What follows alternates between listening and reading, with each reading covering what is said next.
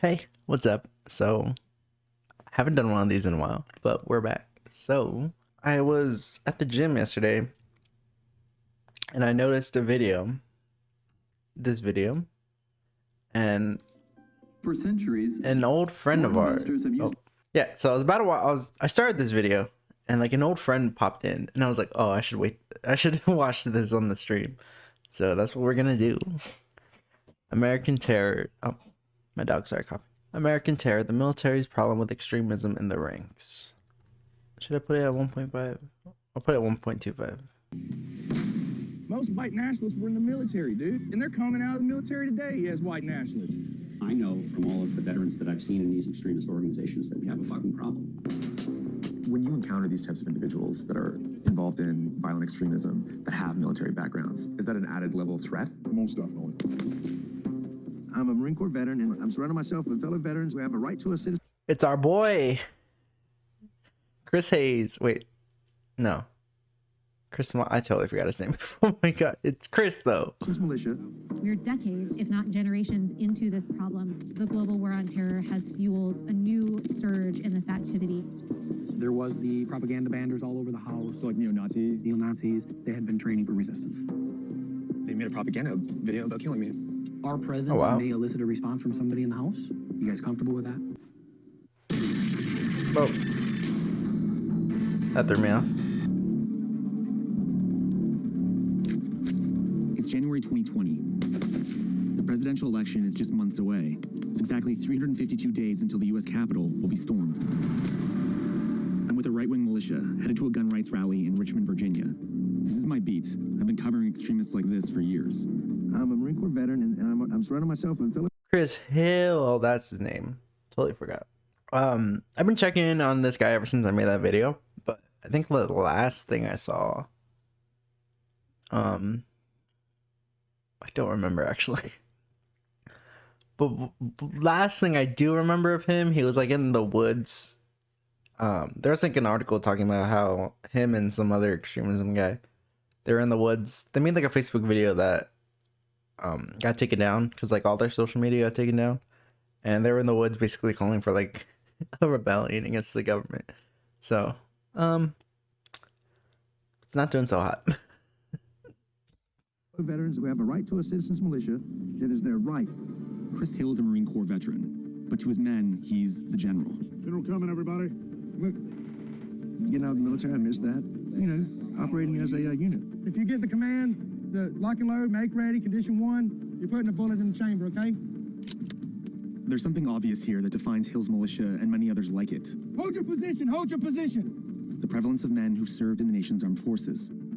His militia is headed to the state capitol. They're trained, organized, and armed. Whether it's Proud Boys, Oath Keepers, or 3%ers, the presence of people with U.S. military background. Wait, what was that? For her, Ralph. Thanks for your compliant. What the fuck?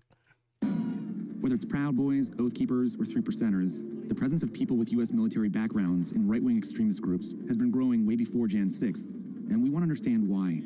To take the oath doesn't have an expiration date. Just because I no longer serve in the Coast Guard, I will honor my oath with my dying breath. I will not comply. From 1990 through July 2022, at least 545 individuals with U.S. military backgrounds committed criminal acts that were motivated by extremist beliefs, overwhelmingly from the far right. And it's getting worse. Since 2010, the average number of those charged has more than quadrupled to over 35 people a year. That includes 163 people facing charges for their role in Jan 6. Damn. The people who stormed the Capitol on that day demonstrated an understanding of military maneuvering. Militiamen moved in stack-up formations. They hid weapons, used military-style communications, planned ammo dumps. The scale and coordination was stunning. The fact it happened in full view of the entire country shocked the Department of Defense into action. The Defense Secretary, Lloyd Austin III, issued what's called a stand-down order. We need your help. I'm talking, of course, about extremism and extremist ideology. The stand-down was exactly what it sounded like. Soldiers were made to pause their regular duties and discuss the problem of extremism. This particular stand-down was unprecedented in that it was across all branches of the military and the first full admission by the Pentagon that extremism was a problem. The Pentagon has ordered a military-wide stand-down. General Lloyd Austin taking some strong action to tackle extremism in the ranks of the military. Ordering a military-wide stand-down for the next 60 days. What exactly does that mean? Bishop Garrison is a veteran of the U.S. Army and was put in charge of the Defense Secretary's working group on extremism following the stand-down. Why did the defense secretary call for this stand down in particular? The secretary directed the entire department to take a 60-day stand down, meaning that within 60 days, apart from your training, you would take some amount of time to sit and talk through some of the key aspects of the policies that he wanted us to focus on. According to Garrison, part of the initial Pentagon response sounds kind of like a group chat on what it means to be a soldier. But while the reality of the stand-down might be less drastic than it appeared, it was a clear acknowledgement that extremism in the ranks was something the Pentagon needed to face. What's maybe less understood by military leadership is that we could be at a uniquely dark moment in the history of this. That's saying something, given that the phenomenon started as far back as the Civil War. Not much to say right now. I think I don't remember those stand down orders, so well. Interesting so far though. Major American war has been followed by a dramatic surge in extremist activity. Immediately after the Civil War, a band of Confederate veterans formed the first version of the Ku Klux Klan in Tennessee. Confederate war hero Nathan Bedford Forrest led the group and was infamously its first Grand Wizard. By 1915, in the midst of World War I, and during the craze for America's first blockbuster action movie, The Birth of a Nation, which portrays the Klan after the Civil War, the second iteration of the Klan comes back, pulling from disillusioned vets returning from Europe. Membership nationwide exceeds 4 million, using a pro-white and explicitly anti-immigration platform, an early version of America First. World War II reignites the Klan again, along with the Civil Rights Movement. A World War II Navy veteran named George Lincoln Rockwell founded the American Nazi Party in 1959. We can have our country once again free.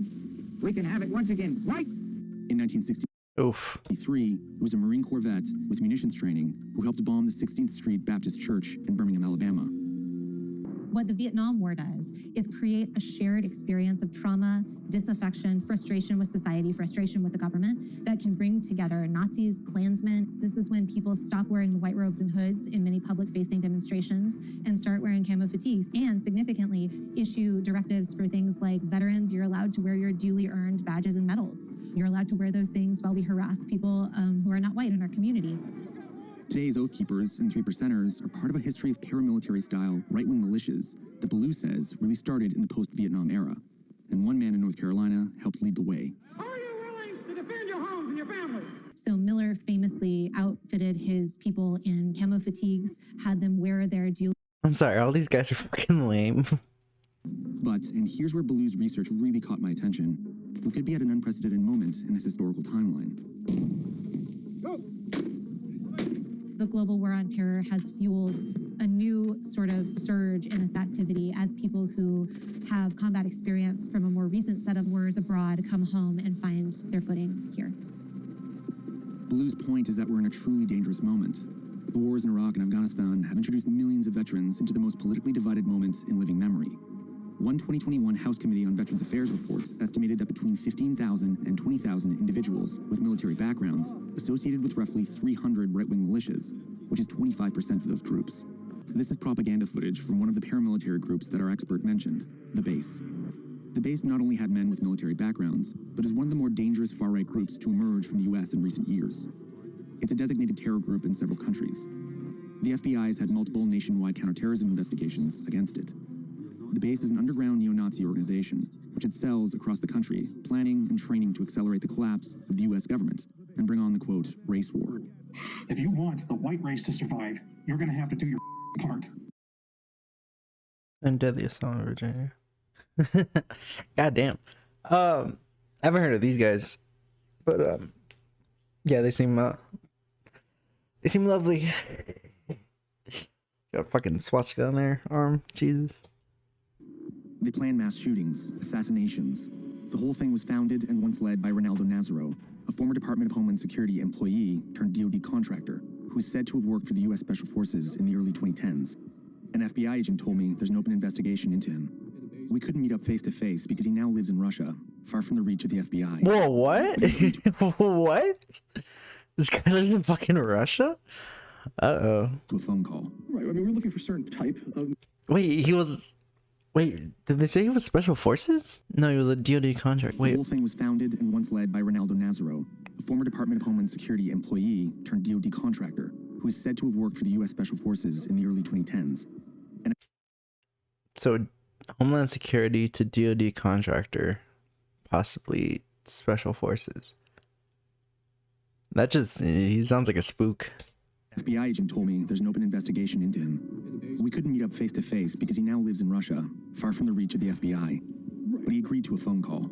At least 5 members of the base had military experience, including Brian Lemley, an Iraq War veteran, and Patrick Matthews, an ex-Canadian soldier, who together conspired to attack the same Virginia rally in January 2020 that I was at with the 3%er militia. The two were arrested in January 2020, just before the FBI claims they intended to launch their civil war by attacking a gun rally in Richmond, Virginia. At its height, the base had close to 50 members across the country and abroad. Oh, just 50? Fucking pump those numbers, guys. Fucking losers. Including a cell in Michigan that was one of the group's most violent, led by 27-year-old U.S. Army dropout, Justin Watkins. The FBI and state police launched a raid on their training base in October 2020 that took down the cell. Watkins and 3 other members would eventually be arrested. We were under the impression that this place is not being occupied, but you guys didn't know that for sure, right? Yeah, without him going up there recently, then there's no way to know until we get there, which is why I wanted to stop here and have that conversation. This is one of the Michigan State Police detectives who works the case. He agreed to walk us through the investigation and take us to the compound where everything went down. But he wasn't exactly sure what we'd find. Our presence may elicit a response from somebody in the house. You guys comfortable with that? I'm comfortable with that. Okay. Okay, roll. I'm always comfortable. Being here, in this part of rural Michigan, you can really understand why the base used it for their training. Hey man, don't go through my mail. What the fuck? Okay. So I'm just gonna go up to the house. So you guys I'm gonna just go over there, I'll check it out first. Let you guys know what's up. So it is kind of a really old school, creepy farmhouse. Honestly, I can see from here, and I know it is there. That farmhouse is directly where they were. They had a line of, I think, 6 guys, and they were shooting firearms, and they had a big, giant swastika flag. And Justin Watkins is the man at the end doing a sig heil. They made a propaganda video about killing me. Because of my reporting, the base had threatened to execute me in a propaganda image they disseminated online. We've decided not to show it here. Damn, got some fans, bro. The Michigan cell also made a video with a hit list of journalists and public figures. Watkins, the Michigan cell's leader, had enlisted in the U.S. Army. I saw the wires hanging off their cameras. Doesn't look like anything's hooked up or anything anymore. So, see the gun case? That camouflage gun case laying? Oh, yeah. Against that blue wall, that's a gun case. Oh, right there, yeah. Yeah, that's a rifle case. And right up here at the back door. I mean, there's a blue wall, that's a gun case. Oh, right there, yeah. Guessing that box? Oh. Yeah, that's a rifle case. So they were ready if somebody tried to They were attack placed with them. intent. They had been training for resistance. There was AR-style handguns, shotguns, some older like antique-style guns. There was the propaganda banners all over the house. So like neo-Nazi. Damn, bro. It's like a fucking Nazi fraternity. What the? Neo-Nazis. We treated this worst-case scenario. It wasn't just one location. This cell of the base, imitating military-style tactics, allegedly stashed gear and supplies in multiple spots across this area of Michigan. This is one of many buildings. There's a line of them. That's why you can see another building over there. They were part of the Carroll Center, the mental hospital, for a long time. I like how they color graded the drone footage, but not this footage. And they've sat vacant for probably about a decade or more now. Sounds like a haunted house. I believe it was through intercepting online communications that the FBI had learned about this weapons cache here. It goes back to somebody who has military training. Yeah. Right? And they know large buildings, isolated areas. They've got some cover here. Yeah. They can see long distances. They've got concrete between them and us. I think they put a lot of thought into this place. That's actually a jawbone to something, save the teeth. There's a dead animal. You find a dead guy, you're writing the report. Watkins was kicked out of the Army for, according to the FBI, violent behavior and failure to adapt. When we asked the U.S. military for his records, the Army said he entered in August 2013, but declined to give a reason why he was discharged. But it was the FBI that... 2013? Interesting. Just give my thoughts right now. I'm not so much worried about these guys because they're 50 members strong. So the authorities seem to have them on lock. So I'm guessing this is all like 2020, unless this was in 2022. I'm pretty sure. Wait, I don't know. We'll see right now. But so if this is all from the past, I wonder now. I imagine all their social media is fucking gone.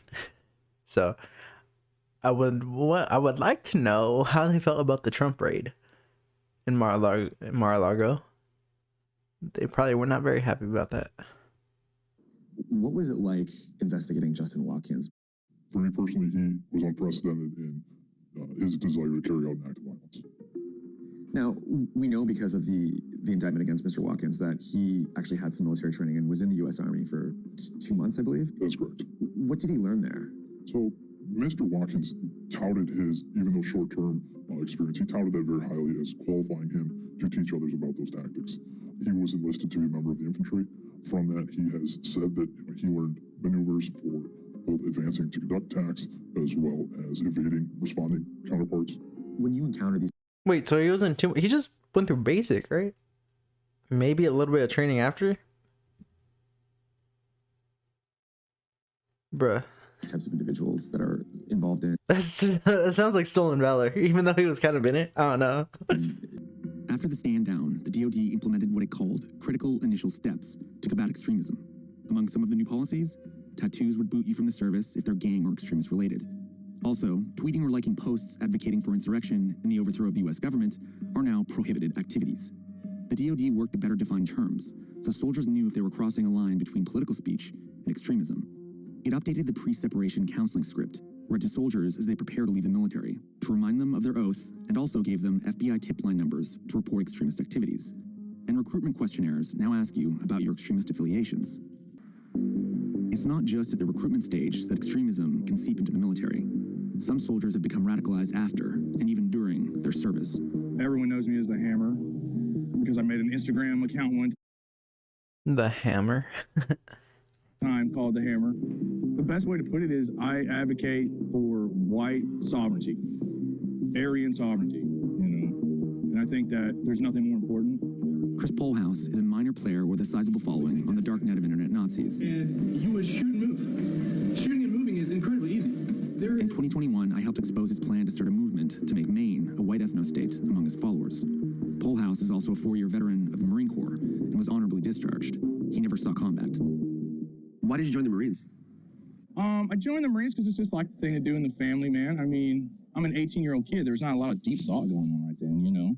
So for a lot of people, you know, going into the military can be kind of a diversifying experience. Did you not feel that way when you went in? When I was in the military, yeah, of course, exposure to blacks.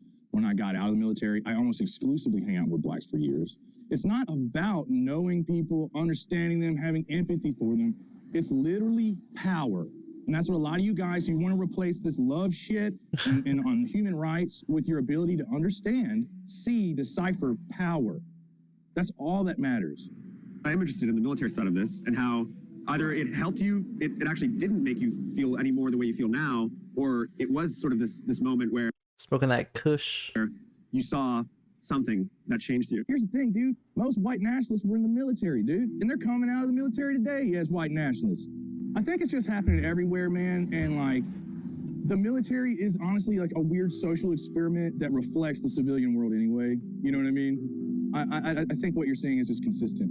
So you don't think it's a particularly radicalizing place? Because you said the white nationalists are coming out of it. White nationalists come out of it, yeah, but they're coming out of everywhere, man. They're coming out of every community.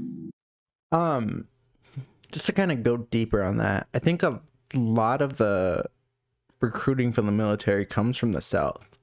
So they're already raised in like a more like anti-government, limited government, states' rights kind of mentality. And then that just kind of feeds into more, I guess, extremism views. And yeah, so oddly enough, this guy seems kind of chill, even though he's a fucking Nazi. Yeah, it's so weird. The whole power conversation, though, that seems interesting. I would have liked him to go in more on that, but I guess he wants power. I don't know, not much to say on that, I guess. So yeah. I don't necessarily think, I think you become disillusioned in the military. I've heard like there's a few people I follow, like an ex-Marine. For the most part, he's pretty liberal, but he's very chill. Just the stories that he tells, and like he's had other guests on, just the stories they have about like post-military experience, or even in it, it's just like, I don't know, bro. It's a fucking traumatic experience. So like, I think after you're just like looking for meaning, and like I said, most of these guys are from the South and are already prone to more extremism ideas. So if you're like disillusioned with the military, disillusioned with your government, then like, hey man, come join this fraternity where we fucking we're kind of Nazis, but we're more like about anti-government stuff. I don't know. It's a bad situation. Do you think that the military and the veteran community tends to be more radical? Yeah. Why is I'd that? say, especially from the point of view of the left, because you guys are like, anything right at Ted Cruz is radical. I would most certainly believe that the majority of white veterans are radical. Do you think that the... Let's actually look that up. Which states produced the most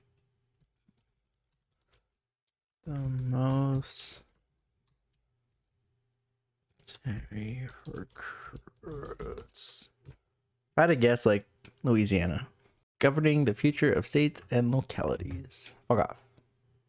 All right, what we got? California. Oh, maybe I'm wrong. The following table lists state military personnel totals for active duty, reserve, and civilian employees. They include those stationed overseas. I mean, California is one of the most populous states, or the most populous, so I don't know. Today, contrary to popular myth, members of the U.S. Armed Forces are mostly drawn from the middle class, the lowest income quintile being slightly underrepresented and the highest quartile being less represented. But as representative of the nation as our armed forces are, there are stark regional differences in the makeup of our military, with the South contributing more than its fair share of personnel, and the Northeast largely lagging behind, with a few exceptions. Reviewing a 2016 report, the Office of Undersecretary of Defense Personnel Readiness, titled "The Population Representation in the Military," shows that California, Texas, and Florida had the largest number of people enlisted in the military.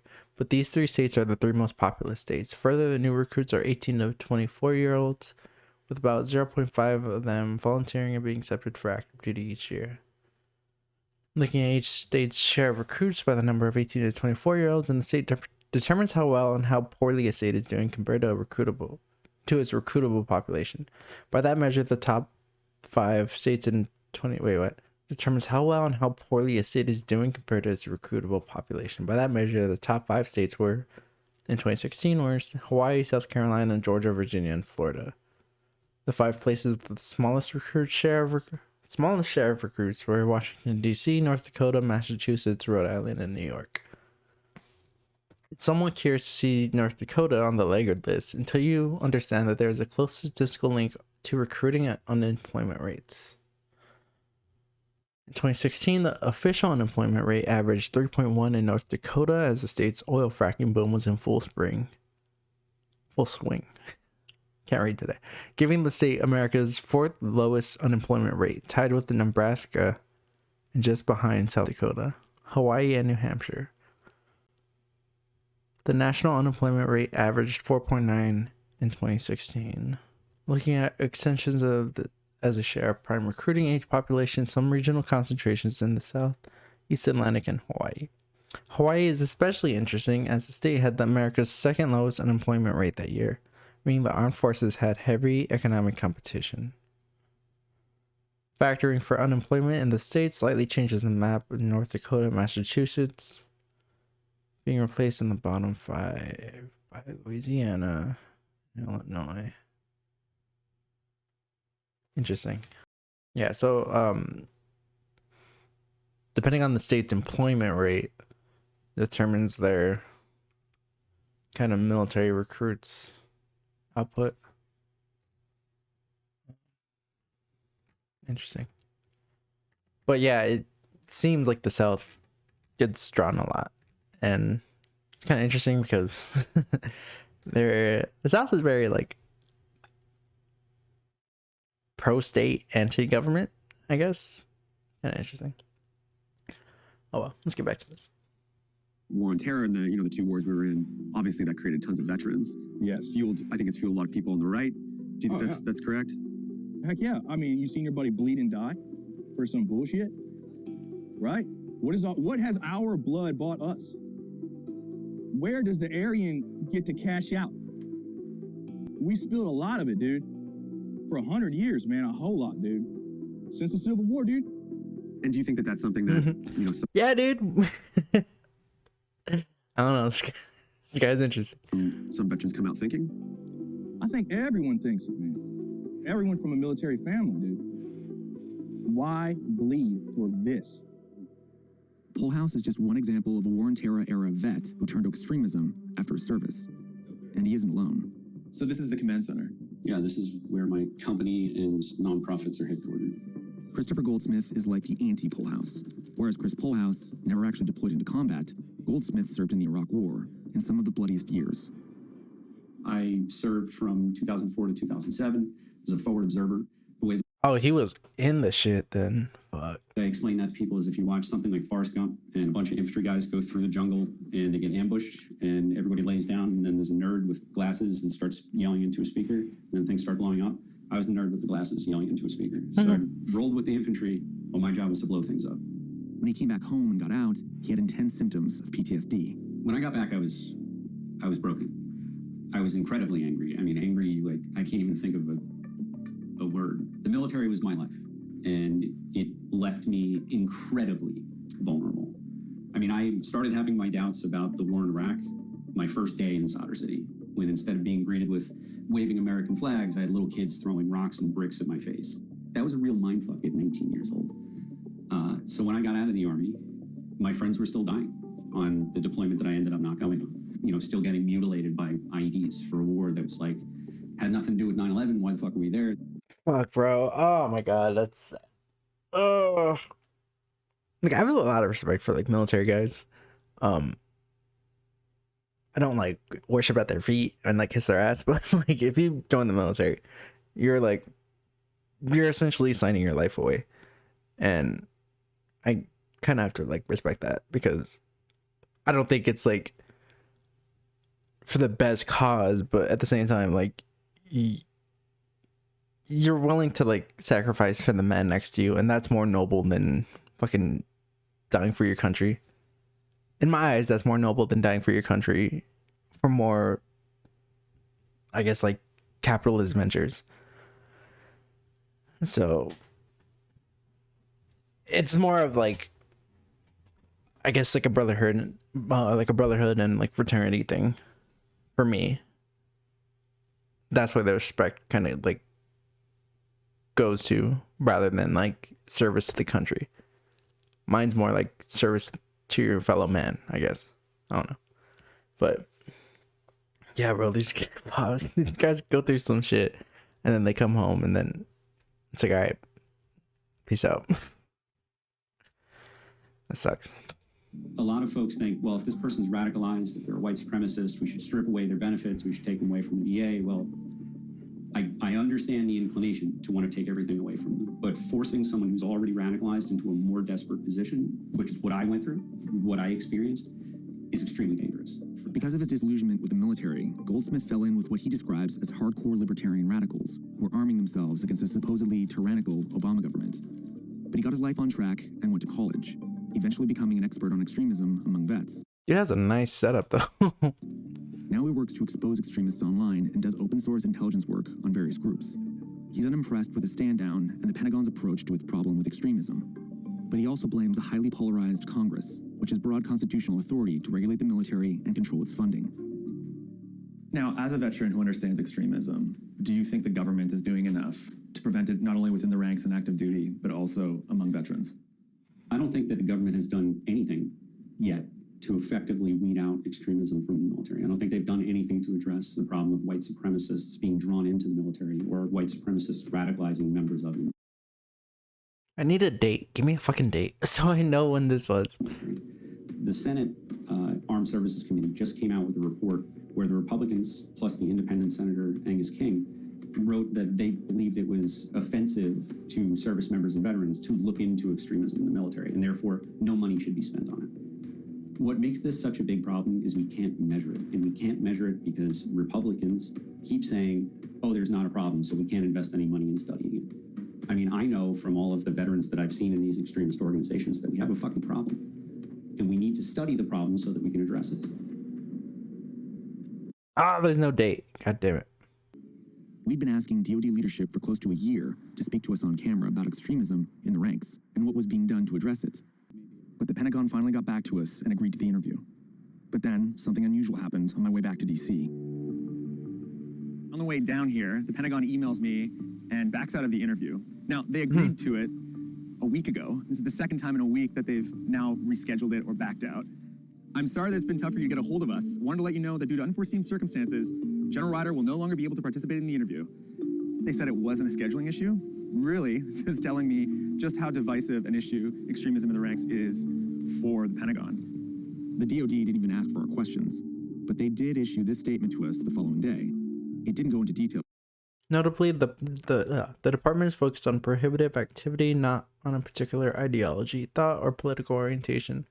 The updated policy preserves a service member's right of expression to the extent possible, also balancing the need for good order and discipline to affect military combat and unit readiness.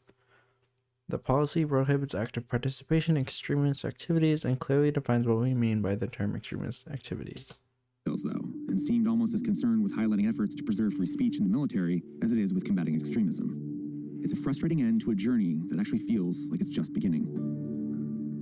I don't want you to come away thinking that the military is full of extremists. It's not, and that's not the point I'm trying to make. But what we do know is those members of the military community, both active duty and veterans who have been engaging in extremist ideologies, they are a problem. We know that because they were leading and were instrumental in the attacks on January 6th. And if we don't start thinking about this problem differently, and the people in power don't start dealing with it differently, this could get a whole lot worse before it could get better. I think the big problem is that one of the major levers that can help here is public pressure. And because the Pentagon doesn't share information, we, the experts, the people watching this documentary, people even in the Pentagon down the hall, don't know what we're talking about. We don't know how big this problem is. We have an idea based on what we're seeing outside of the armed forces, but I don't think anybody really knows outside of the Pentagon how big the problem is.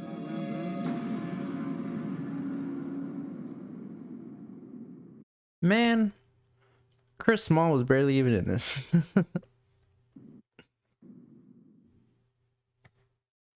I'm Michael Learmonth, editor-in-chief of Vice News. That's pretty good. Comments are interesting. I don't know. I don't think like a fucking civil war or something is gonna start. But there was an article in the Atlantic. Gotta look it up real quick. Dylan Burns talked about it. And I kind of agree with it. Internet rabbit holes. Yeah. The era of political violence is here. The danger is not organized civil war, but individual Americans with deep resentments and delusions. So yeah, it's more like basically what we've been seeing, like lone wolf attacks, shootings, mass shootings, plans to attack like rallies and like pride events and stuff like that. So that's going to increase in the decade ahead or decades ahead, which is scary to think about, but yeah, just be aware of your surroundings. In terms of like militias, my general thoughts, like I feel like they could be good in like times of like natural disasters, for instance, like rescue efforts or stuff like that. The way these guys prepare though, they're like getting ready for like a fucking invasion of the US or something. And like that's just not gonna fucking happen. Or they're preparing for like war with the actual government, which is like, okay, dude. So yeah, not for that, but like I think having like a prepared population in times of like strife, I feel like is a good thing. So while like I would advocate for that, it's not something I particularly feel strongly about. So it's just like whatever. But in times of like natural disasters, I feel like having a group of people who like know what they're doing and know how to stay safe and like know how to protect people would be kind of good. But I'd rather I know those people or like having a general idea of who those people are, not just like some random buttfucks that came from anywhere, I guess. So yeah. So that was an interesting video. I think that's it for today. Let me see. Yeah, I've been going for like an hour. Yeah, we'll end it there. So I'm back for now. Thanks for watching.